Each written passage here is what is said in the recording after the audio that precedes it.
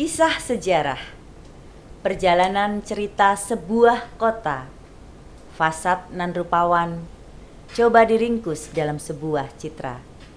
Kota baru memiliki beragam landmark kota yang terbentang ribuan kisah di dalamnya.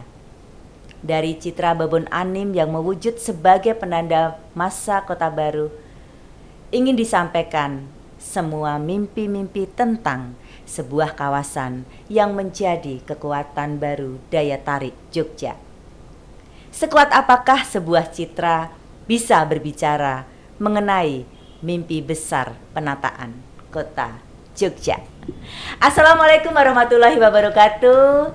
Salam budaya, lestari budayaku. Ya, selamat datang di rumah kami, Dinas Kebudayaan Kuda Kabudayaan Kota Yogyakarta dalam Bincang Budaya. Dan masih bersama saya, Yeti Martanti. Bersama saya hadir hari ini sangat luar biasa. Nah, ini kalau kita bicara kota baru tentu saja tidak bisa lepas dari salah satu tokoh yang memang menjadi salah satu tim kreatif di mana kota baru heritage yang menjadi branding kota baru saat ini diwujudkan dalam sebuah logo ataupun branding yang ada di kota baru. Ya, selamat datang Mas Fauzi Helmi. Selamat pagi, selamat siang, selamat sore, malam.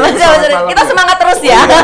Jadi selamatnya tuh boleh pagi, siang, sore, malam gitu. Jadi kalau kita selamat terus itu berarti kan mensyukuri hari di pagi, siang, sore, malam pun kita tetap beraktivitas, berkarya.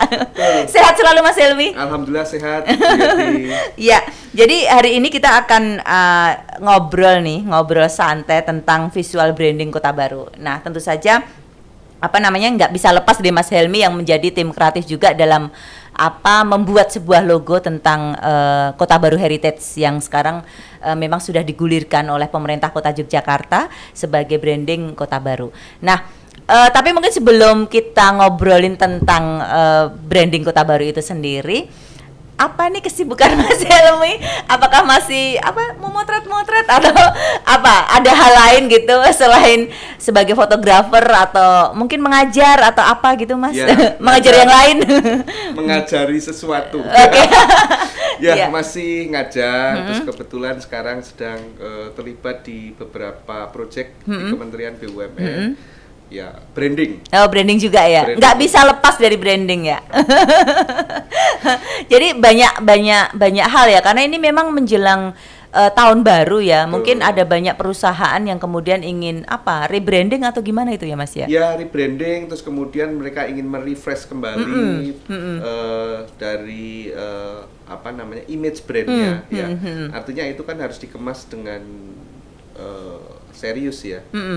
Ini ada beberapa di bawah Kementerian BUMN yang memang cukup serius untuk segera merubah wajah, image serta bentuk ya, supaya ini juga bisa lebih dekat ke masyarakat. Gitu ya. Jadi memang kalau kemudian apa yang dicitrakan oleh sebuah perusahaan itu tentu saja harus dekat gitu ya dengan masyarakat. Betul. Supaya lebih dikenal gitu ya. Betul. Nah, ini bicara kaitannya tentang program yang dilakukan oleh pemerintah Kota Yogyakarta di tahun 2023 kan beragam kebijakan dijalankan untuk membranding kawasan kota baru. Nah, tentu saja sebagai destinasi wisata yang kemudian punya kekhususan yaitu sejarah di Yogyakarta.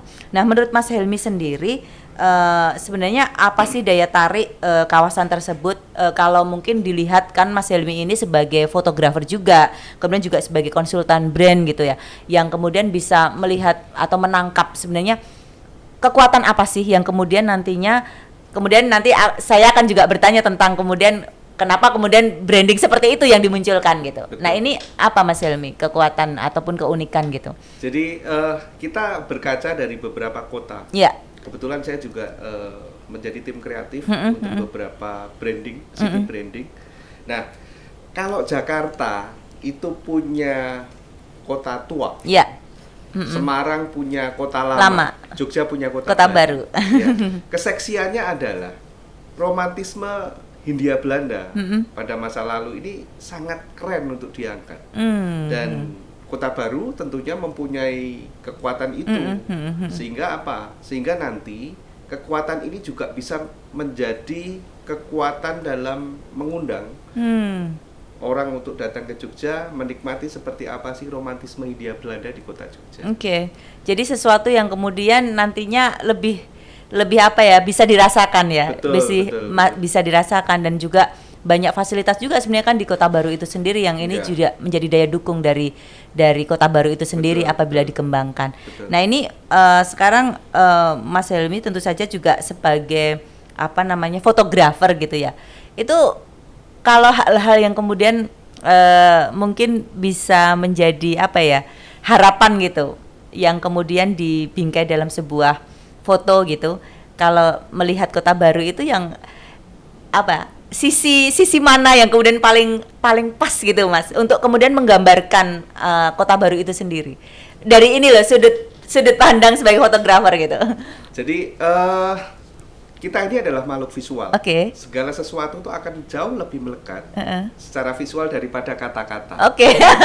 Bukan hanya sekedar retorika, tapi secara visual juga bisa digambarkan dengan baik.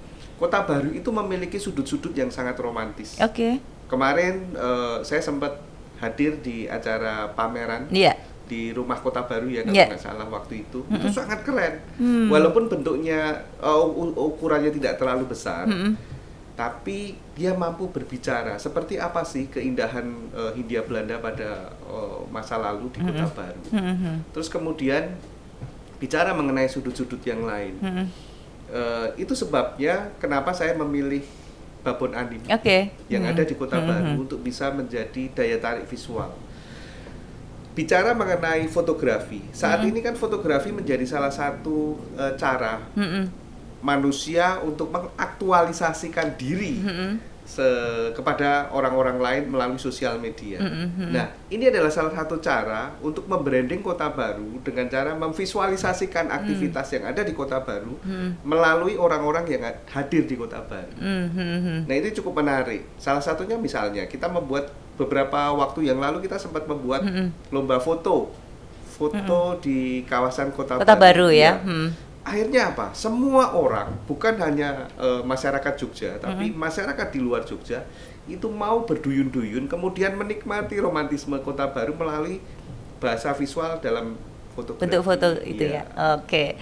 Menarik sekali apa yang disampaikan oleh Mas Helmy sebagai salah satu tim kreatif. Tentu saja ada hal-hal yang kemudian juga dipelajari dulu ya untuk kemudian sebelum kemudian menyampaikan atau memvisualisasikan sebuah logo yang kemudian menjadi branding Kota Baru itu sendiri. Tapi mungkin sebelum kita lanjutkan, kita lihat yang satu ini dulu.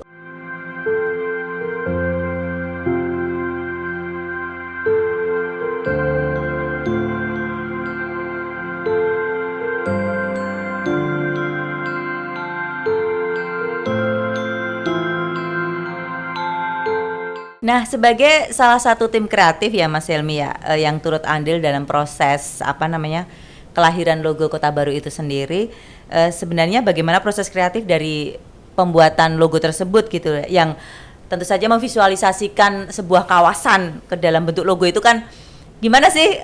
nggak mudah gitu loh, nggak mudah. Betul. Dengan logo orang jadi tahu ini Kota Baru kan nggak mudah gitu. Gimana Mas Helmy? Jadi proses kreatifnya cukup unik ya. Memang harus melalui satu riset yang cukup panjang, karena memang kita harus mencari bentuk yang paling ikonik di Kota Baru. Sempat berputar-putar gitu. Sempat jalan-jalan ya kita. Sempat jalan-jalan malam hari, siang hari, sore hari gitu. Dengan penuh semangat ya tentunya. Akhirnya apa? Saya memilih salah satu sudut yang itu sering dilihat oleh masyarakat dan itu juga masih berdiri dan bertahan dengan satu kondisi yang lebih baik dari waktu ke waktu, yaitu Babon Anim. Itu salah satu pilihan karena beberapa sudut memang menurut saya kurang, tidak sekuat Babon Anim. Babon Anim ini menjadi satu ikon, bahkan menjadi satu tujuan wisata bagi orang-orang yang ingin mengaktualisasikan dirinya melalui gambar, gitu kan. Walaupun sekarang juga sudah tertata dengan baik dan jauh lebih bersih ya. Nah, Babon Anim ini saya coba ramu menjadi salah satu logo Kota Baru Heritage. Awalnya memang beberapa kali kita sempat merubah ya. dari sudut kanan, sudut Sudut kiri, kiri. sudut ya, Sampai dari akhirnya beberapa- jadi yang sekarang. akhirnya jadi seperti sekarang dan itu apa ya, menjadi satu bentuk penanda penanda di mana aktivitas Kota Baru di masa depan, aktivitas festival di Kota Baru di masa depan itu akan selalu melekat dengan Babon Anim. Jadi itu menjadi cara ingin menyampaikan begitu dari filosofi apa yang kemudian terkandung dalam logo itu sendiri ya Mas Helmi ya. Betul. Ibaratnya sebuah manusia, logo Kota Baru ini adalah wajahnya, Oke. wajah sosok dari Kota Baru, Oke. dan itu akan selalu melekat dari waktu ke waktu. Ya mungkin bisa jadi nanti akan menjadi penanda masyarakat 40 tahun lagi, 100 tahun lagi, ya Iya. kan? Itu bahwa dulu ada sebuah event yang meramu Kota Baru menjadi sebuah kawasan yang cukup menarik untuk didatangi. Nah ini kalau masalah tadi pemilihan simbol Babon Anim kemudian juga, nah ini masalah ton warna itu loh Mas. Iya, Itu kan iya. kami ngelihatnya itu kan kayak masa lalu tapi kontekstual gitu. Gimana Iya, sih iya, iya. ini sebenarnya yang kemudian kan rasa orang itu jadi ini seperti hal-hal yang kemudian bicara tentang masa kini tapi masa kininya masa lalu gitu loh. Masa kininya masa lalu. Sempat beberapa kali saya memilih beberapa warna. Akhirnya keputusannya adalah memilih warna-warna retro. Warna-warna retro itu warna-warna masa lalu yang sempat tren di beberapa tahun terakhir ya. Nah akhirnya kita pilih warna abu-abu, warna hitam gitu. Sehingga ini bisa meramu dan bisa menerjemahkan nuansa heritage-nya pada memperkuat kawasan heritage-nya ya ini sebenarnya ya. Betul. Jadi karakter logonya akan memperkuat bahwa ini adalah cerita tentang masa lalu di Kota Baru Jogja. Karena memang banyak cerita di Kota Baru itu sendiri, betul. dari sejarahnya, kemudian juga dari budayanya gitu, Betul, sebagai kawasan indis yang tentu saja dulu dihuni oleh banyak masyarakat dari Hindia Belanda ya gitu. Iya. Nah, ini Mas Helmi kalau kita bicara kaitannya dengan logo, kemudian juga aktivitas event yang sudah dijalankan, sebenarnya apakah kalau menurut sudut pandang Mas Helmi sendiri ada langkah lain begitu, hal lain yang kemudian bisa dilakukan untuk mengenalkan Kota Baru itu sendiri gitu sebagai salah satu kawasan wisata sejarah dan budaya indis yang ada di Jogja. Menurut Mas Helmi seperti apa? Jadi gini, branding itu harus melampaui batas-batas. Dalam hal ini tidak hanya menjadi sebuah wacana. Branding itu tidak bisa menjadi hanya sekedar menjadi kata benda.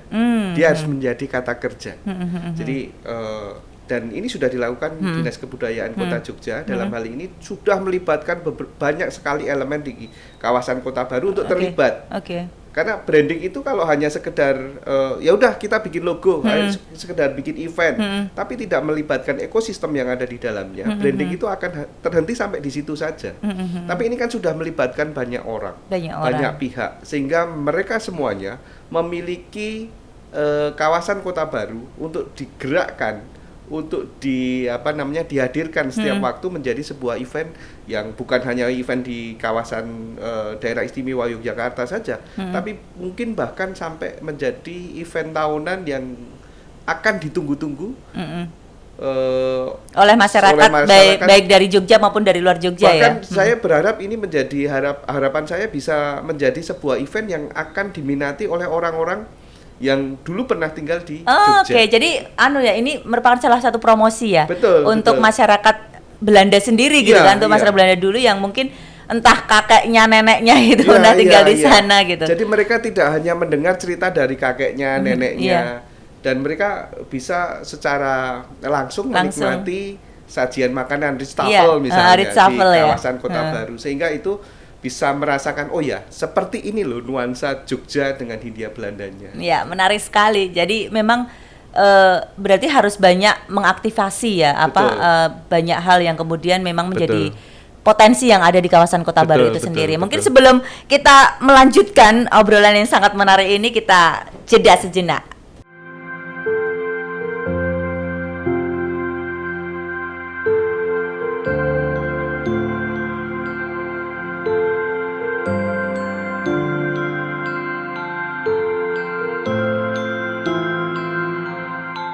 menarik sekali tadi apa yang disampaikan Mas Helmi. Jadi memang ya karena kaya ya itu ya. Jogja kaya, kemudian punya banyak kawasan cagar budaya. Salah satunya adalah kawasan cagar budaya Kota Baru yang ternyata memiliki sejarah budaya yang sangat luar biasa. Tidak hanya terkait dengan budaya pada waktu itu sebagai tempat pemukiman yang sangat lengkap dengan fasilitasnya, ada rumah sakit, ada kemudian tempat pendidikan, sekolah, tempat sport gitu, kemudian juga taman gitu, dan fasilitas-fasilitas pendukung lainnya yang sangat luar biasa gitu. Dan saat ini juga Mas banyak aktivitas yang kemudian juga mendukung gitu. Ada klinik kecantikan gitu. Betul, kemudian juga banyak kafe, resto dan sebagainya yang memang berbeda dengan kawasan yang lainnya. Nah, kalau menurut Mas Helmi sendiri itu untuk kemudian menghadirkan masyarakat khususnya ya, karena sekarang kan banyak orang yang ingin sekedar rendezvous gitu kan. Nongkrong kayak gitu ya.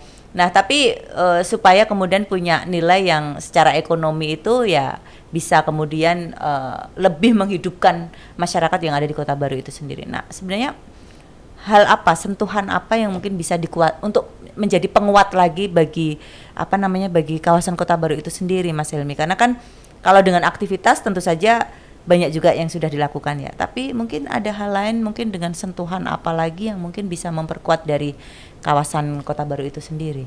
Jadi sekarang ini tren masyarakat modern pasca pandemi itu kan seperti selayaknya kita sedang dipersiapkan sebuah panggung raksasa di mana semua orang bisa menyampaikan apapun dari manapun, kapanpun dan oleh siapapun. Dan ini mungkin bisa menjadi salah satu cara di mana kita bisa menyuarakan ini loh Kota Baru era 2023, 2024, 2025 sehingga orang juga bisa melihat oh ya ternyata masih tertata dengan baik, masih terjaga dengan baik. Kita tahu bahwa kawasan Kota Baru adalah kawasan elit masa lalu. Nah, sekarang ini kan seperti yang tadi disampaikan Bu Yeti bahwa di situ sekarang sudah menjadi one stop shopping. Situ mau ngopi bisa, mau habis ngopi terus mau facial juga bisa. Jadi di sana juga ada resto dan lain-lain. Mau langsung berolahraga juga ada. Di situ ada stadion kan. Nah, ini sebenarnya sudah tepat ya. Dilakukan berbagai macam aktivasi. Banyak festival. Kalau festivalnya kan tahunan. Banyak juga tempat ibadahnya juga lengkap di sana. Ya, ada masjid, ada gereja dan lain-lain. Ini cukup menarik ya. Jadi sehingga mungkin ini bukan hanya dijadikan sebagai agenda tahunan saja, tapi mungkin agenda mingguan. Karena di Jalan Sudirman kan ada Car Free Day. Nah, itu kan itu kan sudah masuk di kawasan Kota Baru. Nah, itu bisa nyambung lah. Sebenarnya bisa ditempelkan dengan berbagai acara yang lain. Tapi menurut saya ini kan sekarang juga lagi berbenah. Saya lihat juga bahkan mungkin para pemilik rumah yang ada di sana juga sedang berbenah.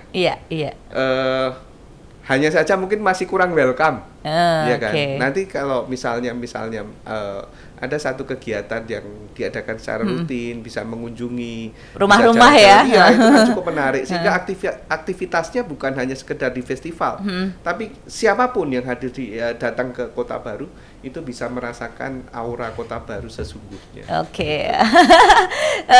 Menarik sekali Mas Helmi, tapi waktu juga yang sudah harus mungkin tidak menghentikan sih. Mungkin kita nanti akan ngobrol lagi tentang tema-tema yang lainnya, tapi mungkin sebelum diakhiri untuk bincang budaya kali ini, harapan Mas Helmi sendiri terkait dengan branding kawasan Kota Baru ke depannya.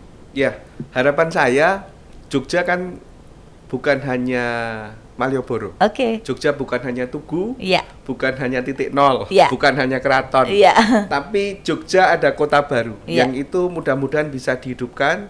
Itu tentunya atas peran serta semua pihak, terutama adalah dari Dinas Kebudayaan untuk mengaktifkan Kota Baru itu sendiri satu kawasan yang destinasi alternatif pilihan betul, gitu ya. Betul. Terima kasih Mas Helmi sudah hadir di rumah kami di Dinas Kebudayaan Kabupaten Kota Yogyakarta dalam bincang budaya. Semoga apa yang kita obrolkan ini juga bermanfaat untuk semua yang menyaksikan kita. Siap, sukses selalu Bu Yeti. Terima kasih Mas Helmi. Logo, image, citra, atau apapun yang senada. Demikian adalah representasi visual sebuah konsep. Dalam hal ini kita bicara tentang Kota Baru, sebuah kawasan yang menyimpan sejuta kata dan kisah yang membangun keunikannya. Untuk itu berangkat dari satu visualisasi yang mengena, baiknya kita mulai benar-benar menata, agar Kota Baru benar-benar mampu menjadi sebuah sumber daya bagi Jogja yang istimewa.